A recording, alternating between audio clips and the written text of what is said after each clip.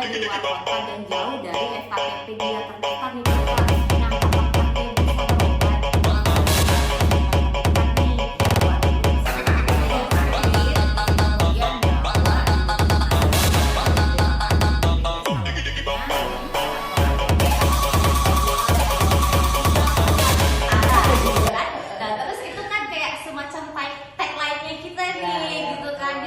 dengan dijelaskan dari tagline itu sendiri tuh kira-kira apa sih Cika gitu, biar para cegiters ini bisa paham gitu loh tentang mudah, cepat, dan setara ini sendiri.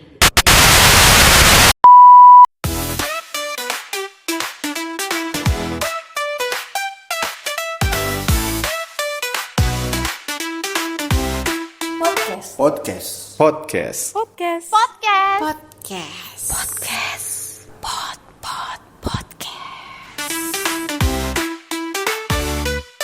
Jadi BPJS Kesehatan ini kan sudah berkolaborasi dengan siapa aja sih Cika untuk meningkatkan mutu layanan bagi peserta JKN? Ya, jadi kita kan untuk menjalankan asuransi ini supaya lebih baik, tentu kita nggak bisa sendiri.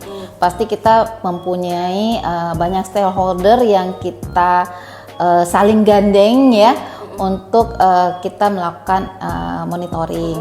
Nah, kita juga selalu bekerja sama dengan Sudin Kesehatan, kemudian Persatuan Klinik gitu, juga ada Persatuan Bidan, Persatuan Dokter Gigi gitu. Nah, kita juga sering kalau misalnya mengadakan monitoring dan evaluasi, kita juga mengundang stakeholder yang terkait semuanya. Kita memberikan laporan misalnya tentang pelaksanaan recredentialing, kita ada berita acaranya. Dan hal ini juga kita sampaikan sampai ke pemerintah. Jadi kita ada melakukan pertemuan dengan Pak Wali Kota, Pak Bupati gitu ya. Kita sampaikan tentang hal ini. Jadi semua stakeholder yang terkait mereka akan mendapatkan pelaporan dan pemberian informasi. Oh gitu. Aku dengar-dengar nih Cika katanya kan Jakarta Utara itu kan nggak cuman di Jakartanya Utaranya doang ya. Pulau Seribu kan juga masuk banyak sekali ya pulau-pulau. Kan? Pulau Seribu kan juga masuk wilayah Jakarta Utara. Iya. Kepo dong kalau misalnya Jakarta Pulau Seribu itu udah ini belum ya Cika? Udah terdaftar semua belum ya sebagai peserta JKN belum ya Pak Cika? Kalau untuk secara pelaporannya kita semuanya sudah UHC ya. Mungkin tapi masih ada beberapa orang yang tadinya sudah pernah terdaftar tapi tidak aktif. Mungkin itu saja yang belum masih ada ya yang belum terdaftar. Atau misalnya tadinya anak keempat gitu ya, atau anak pertama yang sudah tidak ditanggung lagi oleh orang tuanya. Jadi mungkin cuma beberapa saja yang belum. Tapi kalau untuk secara pelaporan kita sudah UHC. Oh, udah secara general sudah UHC ya, sudah ya. Universal Health Coverage. Jadi sudah mencapai persentasi bahwa sudah tercapai. Oh gitu. Oke, Cika. Kemudian nah untuk saat ini Cika ada berapa sih fasilitas kesehatan yang sudah bekerja sama dengan BPJS Kesehatan Jakarta Utara? Soalnya kan di semua wilayah pasti udah ada targetnya masing-masing nih, gitu kan. Terus ada kira-kira ada berapa sih Cika FKTP dan FKRTL yang kita punya nih? Ya, untuk fasilitas tingkat pertama itu kita per bulan Agustus kemarin jumlahnya itu 69. Baik itu di Jakarta Utara dan Kepulauan Seribu. Jadi kita punya 8 puskesmas, 6-nya di Jakarta Utara dan 2-nya di Kepulauan Seribu. Oh, 2 di Pulau Seribu. Iya, ya? Jadi di Kepulauan Seribu Selatan dan Kepulauan Seribu Utara itu ada di 2 puskesmas. Kemudian kita punya 7 klinik Polri. Kemudian ada 5 klinik TNI, ada 49 klinik Pratama. Jadi semuanya kita ada 69 untuk vaskes pertamanya. Kemudian untuk FKTRL-nya, rumah sakitnya itu kita ada 23 rumah sakit dan 7 klinik utama. Oh, ada 7 klinik utama juga ya. Oke. Artinya udah hampir setiap wilayah ya ada fasilitas yang bekerja sama dengan BPJS Kesehatan ya. Iya, hampir. Gitu ya. Cuma memang yang paling sedikit vaskes kita itu adanya di Kecamatan Pademangan. Oh, Kecamatan Pademangan.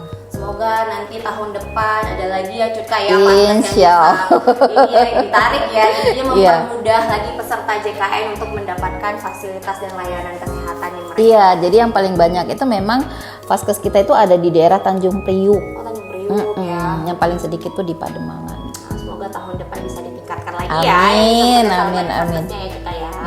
Terus untuk ini Cutka nih, gimana sih caranya peserta bisa mengetahui Vaskes mana saja bekerja sama dengan BPJS Kesehatan? Oh, jadi kita kan sekarang sudah fasenya fase digital ya. Oh iya. Nah, jadi supaya peserta mudah untuk bisa mengetahui di mana aja sih Vaskesnya gitu. Atau misalnya mereka lagi jalan-jalan ke luar daerah nggak tahu Vaskes yang kerjasama dengan kita gitu ya. Jadi sebenarnya peserta bisa tahu dengan mereka mendownload aplikasi Mobile JKN di HP-nya. Nah, di aplikasi Mobile JKN itu mereka bisa lihat mana-mana saja Vaskes yang bekerja sama dengan kita, baik itu puskesmas, klinik, rumah sakit, klinik utama gitu ya. Atau misalnya mereka lagi jalan-jalan ke luar daerah, mereka juga bisa lihat di Mobile JKN Vaskes apa yang saat ini terdekat dengan tempat dia berada. Oh gitu, berarti di Mobile JKN itu sudah bisa memfasilitasi itu semua Iya, ya. Gitu ya. Jadi nggak jadi- perlu nanyain kira-kira klinik ini bekerja sama nggak ya? Iya, nggak perlu ke Gitu kantor ya. BPJS, cukup mereka lihat HP-nya aja. Pasti HP kan selalu dibawa kan. Iya, Dompet boleh ketinggalan, HP harus selalu dibawa. Ya, berarti itu Jakarta semua ada dalam genggaman Iya, ya. betul. Kayak luar biasa banget deh ini. Terus juga aku mau kepo lagi nih biar Cubiters tahu nih.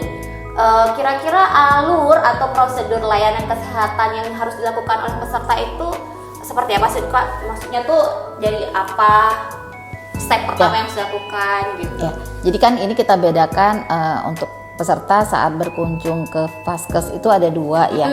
Ada saat mereka di situasi sakit biasa, ada yang sakitnya emergensi. Nah, kalau untuk sakit biasa itu mereka berobat dulu ke Vaskes tempat peserta terdaftar ya.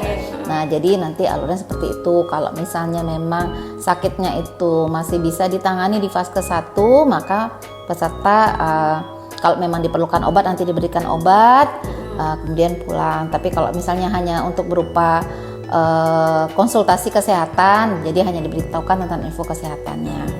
Nah, kalau tidak bisa ditangani oleh Vaskes tingkat 1, baru kemudian atas indikasi medis diberikan rujukan ke Vaskes selanjutnya gitu. Nah, tapi kalau keadaannya emergensi, Gimana tuh Cuka? peserta itu bisa langsung berobat ke unit gawat darurat rumah sakit. Tidak perlu membawa surat rujukan dari Vaskes tingkat 1. Gitu. Tapi gitu harus diingat bahwa kasus emergensi ini adalah emergensi secara indikasi medis, bukan indikasi peserta ya gitu ya. Kadang-kadang kan kita kan yang namanya kita lah ya gitu, aduh udah sakit banget nih, emergensi banget gitu ya. Itu kan menurut kita Iya, ya. menurut kita gitu. Tapi emergensi yang dimaksud di sini adalah emergensi sesuai indikasi medis gitu. Pokoknya selama menurut dari tenaga Dokternya, itu emergensi baru bisa dikategorikan ke dalam Ya, emergensi ya Cuka. nah dokter sendiri kan juga tidak secara sembarangan ya mengkriteriakan itu emergensi atau tidak, karena kriteria emergensi sendiri itu pun sudah ditetapkan oleh Kemenkes atau pemerintah gitu ya. Jadi kalau misalnya peserta masih kurang itu ya dikonfirmasi saja gitu. Intinya semua ada jalan Semua keluar. ada jalan Gitu keluarnya. ya, Cuka, ya. Iya. Terus ini Cuka, yang sering terjadi nih ya, apalagi kalau misalnya kita lagi tiba-tiba keluar kota, apakah sudah perjalanan dinas, kita Ya. berlibur atau gimana gitu kan. Jadi misalnya nih peserta ada di luar kota dan jauh dari FKPP dia terdaftar nih Cuka. Nah, apakah dia bisa berobat ke fasilitas kesehatan terdekat nih? Ya. Misalnya kayak dia cuma pilek doang nih Cuka, nggak sampai yang harus ke UGD. Ya, Itu ya. bisa nggak sih Cuka pakai JKN gitu? Ya, jadi di regulasinya memang juga sudah diatur bahwa, dan kita sudah juga tuliskan di janji layanan JKN. Nah, jadi salah satu tadi yang untuk meningkatkan mutu layanan di Vaskes, kita juga sudah meminta Vaskes kita untuk memasang janji layanan JKN di setiap Vaskes. Cuka kepo deh, janji layanan itu apa sih Cuka? Iya, jadi apa? ya jadi baik di Vaskes tingkat 1 ataupun di Vaskes tingkat lanjutan. Itu kita meminta meminta Vaskes untuk menempelkan baik itu berupa spanduk, poster gitu ya untuk janji layanan. Nah, janji layanan itu kalau untuk yang di Vaskes tingkat 1 itu kita ada 7 item yang kita minta mereka untuk melaksanakannya. Yang pertama yaitu mereka harus mau menerima peserta yang hanya membawa KTP saja. Jadi misalnya peserta lupa nggak bawa kartu ataupun misalnya hal yang lainnya, mereka bisa menunjukkan KTP saja. Oh gitu. Iya. Kemudian yang kedua itu tidak meminta fotokopi. Jadi sekarang udah nggak perlu lagi fotokopi kartu, fotokopi KTP. Mereka cukup bawa yang aslinya saja. Oh gitu. Nggak usah bawa tebel-tebel ya. Nggak usah bawa banyak-banyak. Bawa KTP aja satu untuk semua gitu ya. Kemudian yang ketiga, tidak boleh ada iur biaya atau biaya tambahan gitu ya. Yang keempat, melayani peserta yang itu tadi, melayani peserta yang berada di luar terdaftarnya. Gitu. Jadi kalau di regulasi kan diatur bahwa peserta yang berada di luar kota misalnya ya bisa maksimal 3 kali dalam sebulan untuk berobat. Dalam 1 bulan itu berarti satu peserta itu 3 kali. Iya, maksimal 3 kali. Nah kalau misalnya memang pesertanya lama gitu ya berada di sana, silahkan pindah saja dulu. Gitu Iya, pindah dulu ke Vaskes yang terdekatnya. Nanti kan bisa setiap 3 bulan sekali mereka bisa pindah. Oh gitu ya solusinya. Terus yang kelimanya, mereka memberikan pelayanan obat yang dibutuhkan dan tidak meminta peserta untuk mencari obat di luar apabila obatnya kosong gitu.